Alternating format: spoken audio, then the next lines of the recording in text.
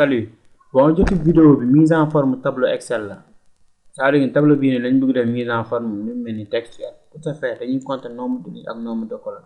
Nombre de colonnes, on a 1 2 3 4 5 6 7. 7 colonnes. Nombre de lignes 1 2 3 4 5 6 7 8. Pour sélectionner, damay cliquer sur cellule A1. Ma téye def clic gauche, ma déplacer. Après ma cliquer sur suuf si kaw police bi si kawam am na benn carré bu fa ne ma cliquer ma dem toutes les bordures léegi tableau bi jël forme mun naa commencer bind marchandise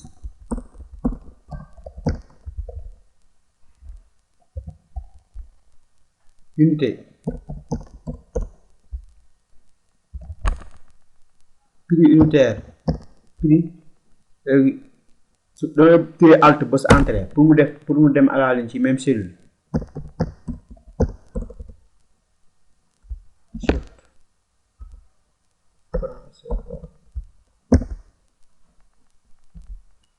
ensuite montant acheté ma téye alt bës entrée acheté taxe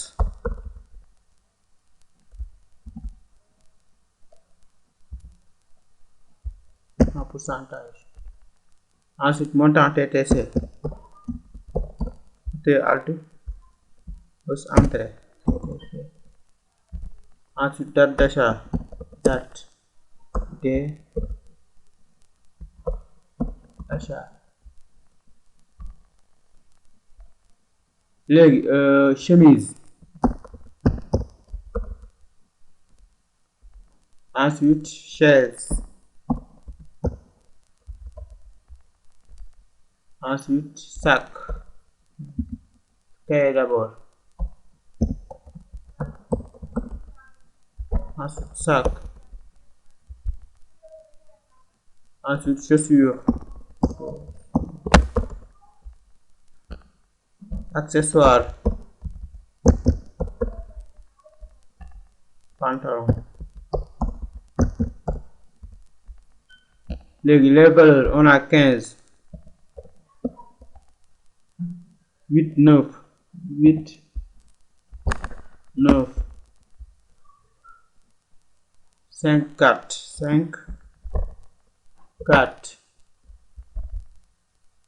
3 6 3 6. Pour montant, on a 15 000. On a 15 1 2 3 0. Valeur on va directement 12 000. 12 1 2 3 10 000, 10 1 2 3 25 000, 25 1 2 3 50 000, 50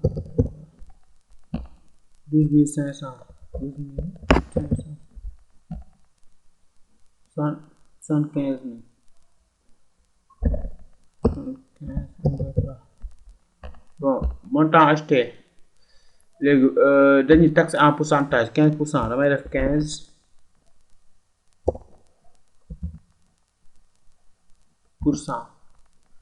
Pour reproduire 15%, je suis pas obligé de bindaat 15%.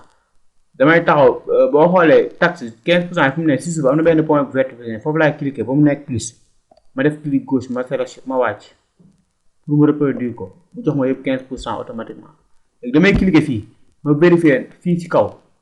À chaque fois, ndax jël na en charge 15% yi pourcentage bon ça veut dire que jël na ko en charge. Maintenant pour date le 20 mars 2021 premier verbe bi loolu la le 20 mars 2021 date bi tam même chose laa defaat damay cliquer ma reproduire yëpp le 20 mars la. léegi dama def le 20 mars mu reproduire lépp boo xoolee fii ci carré bi damay cliquer ma def copier les cellules mu def yëpp le 20 ni notion de valeur kii la absolue ak relative. léegi pare naa remplir dañ ni tableau boo xoolee contour bi yëpp ligne foncée la avant loolu fii nii cellules yi pour yokk leen am na yoo xam ne bind yi leeru noonu la damay taxaw si diggante C ak D ma def clic gauche ma déplacer à droite pareil pour fii pareil pour fii pareil pour fii léegi pour yokk côté ligne yi damay taxaw si diggante 1 ak 2 ma def clic gauche ma wàcce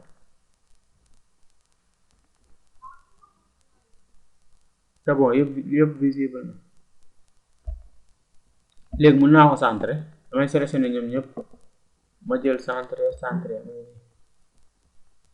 léegi contour bi laa war a defar damay sélectionné tableau bi yëpp moo ko sélectionné ligne foncée la n'est-ce pas benn ligne bu foncé si police bi fu ma duggoon sànq pour def toutes les bordures boo cliqué si suufu suuf am na fu ñu def autre bordure foofu laay cliqué mu indil ma boîte bii nii maa ngi ci bordure léegi damay dem sélectionné ligne bu foncé bi moo nekk nii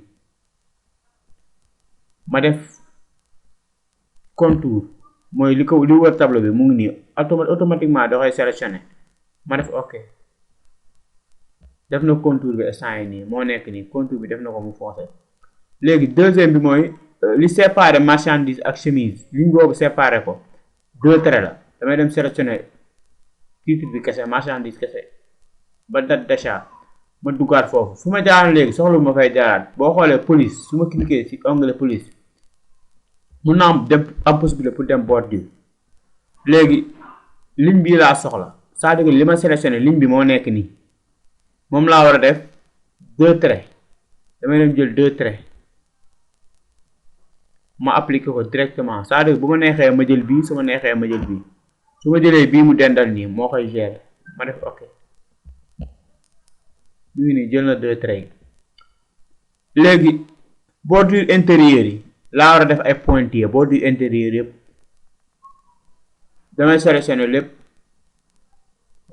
ma dem duggaat bii baa ma jaar alignement après ma dem bordure léegi pointillé la pointillé yi ñoo nekk nii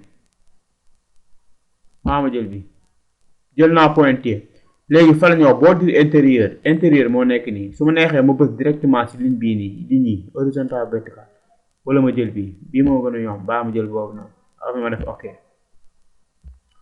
def na bordure intérieur mu ngi nii léegi boo xoolee date d'achat ci suufa suuf ligne bi ci ne moom kese 2 traits la ligne bi ci suuf 2 traits la c'est-à-dire que ni comme bu ma neexee ma cliquer dernière valeur u date d'achat moo nekk nii c'est-à-dire que ligne bi ci kaw la may féete mooy bii ci kaw nii ma dem dugg bordure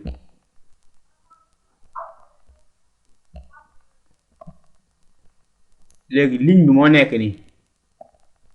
nekk nii c'est-à-dire que ni fii la correspond li ma sélectionné moo nekk nii léegi bii la kon c'est-à-dire léegi damay dem jëli 2 traits ma appliqué ko directement ma def ok mu ngi nii 2 traits yi moo nekk nii moom moo nekk nii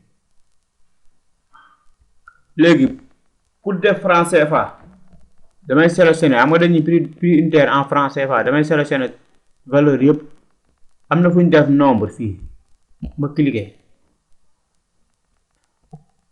ensuite am na fu ñu def monétaire ma cliqué ci monétaire su ma demee monétaire franc CFA am na fu am euro si signe euro bi laay cliqué rek symbole ci euro bi laay cliqué ma dem ci flèche bi ma wàcc ba suuf beneen nga dinaa gis ay franc CFA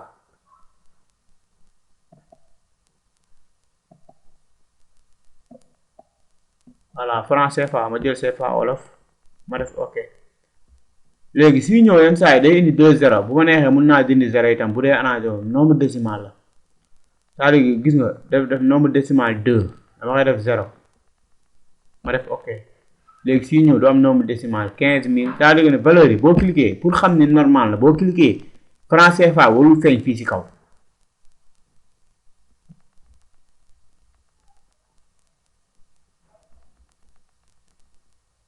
bon je crois que c'est fini merci de votre compréhension.